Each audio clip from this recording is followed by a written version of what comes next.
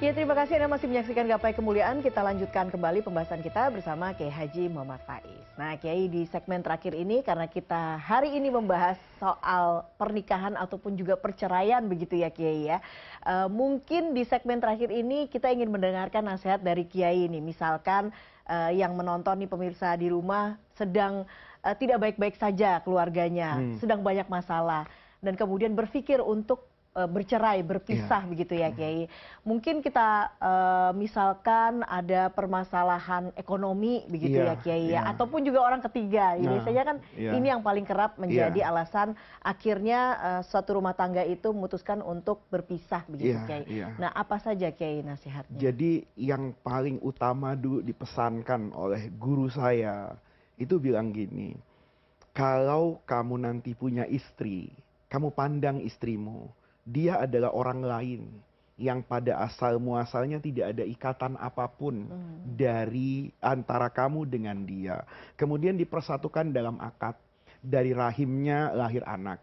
Boleh jadi rezeki Allah itu turun karena adanya istri.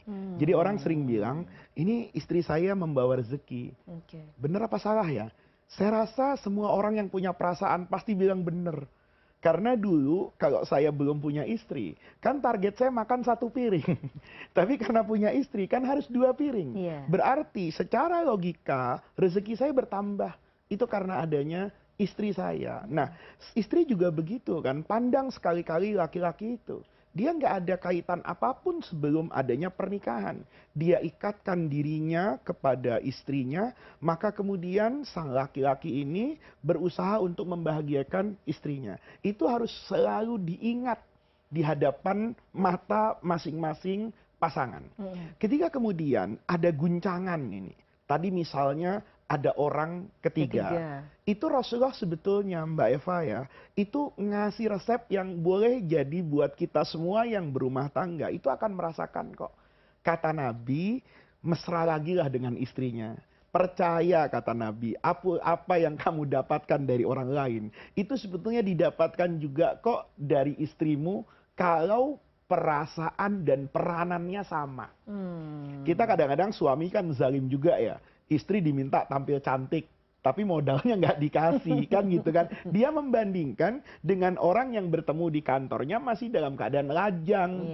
Yang bisa jadi beban pekerjaannya belum banyak, pikirannya belum banyak, tapi dia menginginkan wajah istrinya se-fresh itu. Nah, kalau ini tidak diikuti dengan timbangan yang adil, oh iya ya, istri saya kok kalau pagi itu kayaknya nggak menarik gitu, sibuk kesana kesini. Tapi coba pandang anak saya, ketika saya antar ke sekolah, subhanallah, anak saya lebih bersih dari anak orang lain. Maka saya katakan, siapa sih yang buat anak-anak ini bersih? Begitu saya pulang ke rumah, tiba-tiba saya dapatkan rumah itu rapi misalnya. Karena tangan istri saya. Saya pulang lebih cepat dari jadwal mandinya istri saya. Saya dapatkan istri saya masih pakai training atau pakai daster. Habis bersih-bersih. Yang nggak boleh saya ingat ketemu tadi di CNN dengan si A, si B yang bersih, yang wangi. Karena dia tidak dibebani dengan ini. Sama kan, kadang-kadang, loh kok suami saya ini kelihatannya lebih tua dari usianya, sementara ini dan itu, karena boleh jadi. Nah, kalau semua masing-masing mengingat seperti ini Mbak Eva, dia akan kembali lah bahwa cara yang paling utama itu adalah mensyukuri takdir. Jadi kalau kita lihat istri kita dengan segala kekurangannya, jangan-jangan tipikal istri seperti ini yang diimpikan oleh mereka yang belum punya istri. Gitu. Kalau Mbak Eva punya suami, punya pasangan, kadang-kadang mungkin kita melihat kekurangannya. Tapi orang lain justru melihat kelebihan pada pasangan yang kita miliki. Nah, kalau kita itu senantiasa ingat masing-masing dengan itu, mungkin pilihan untuk bercerai itu menjadi nomor kesekian Mbak Eva. Tetapi perlu saya sampaikan, ketika saya menyampaikan seperti seperti hal ini, itu bukan berarti perceraian itu sesuatu yang tabu.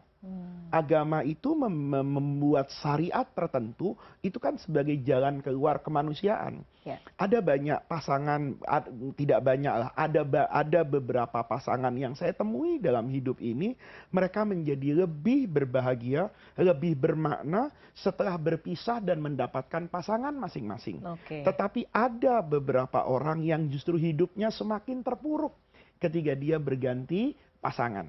Apa yang ingin saya katakan, bahwa bahagia dari masing-masing rumah tangga itu boleh jadi nggak ada contoh jelasnya.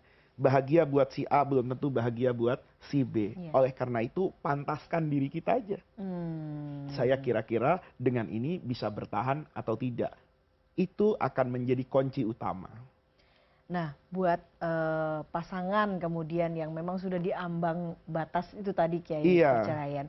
Bagaimana kemudian menimbulkan perasaan jatuh cinta lagi begitu ya Iya, Kiai ya, iya. menimbulkan perasaan kasih sayang lagi supaya Iya. bisa mencegah perceraian ini terjadi Kiai. Yang pertama berdoa, itu paling penting. Jadi jangan semua itu diselesaikan dengan aspek lahiriah.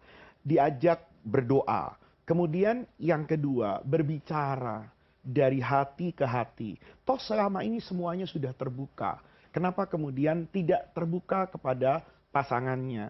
Nah, ketika kita bisa saling terbuka, itu kan sudah menjadi satu obat, Mbak Eva. Kenapa? Karena kalau kita pikir masing-masing, saya dengan kondisi seperti ini, istri saya itu sudah tahu betul.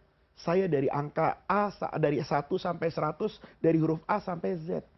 Kalau saya harus mengambil pasangan yang lain, saya harus menjelaskan diri saya. Iya. Mungkin ada harus yang saya sembunyikan, ada yang harus saya bisa katakan nanti.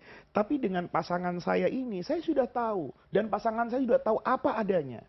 Oleh karena itu kan lebih mudah untuk kita membangun sesuatu dari sesuatu yang pernah ada.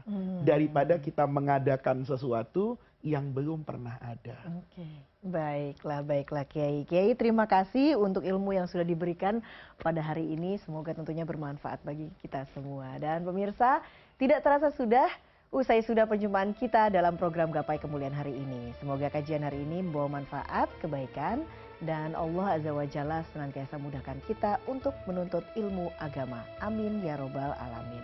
Terima kasih atas perhatian Anda. Saya Fahim Nizar dan Kiai Haji Muhammad Faiz undur diri.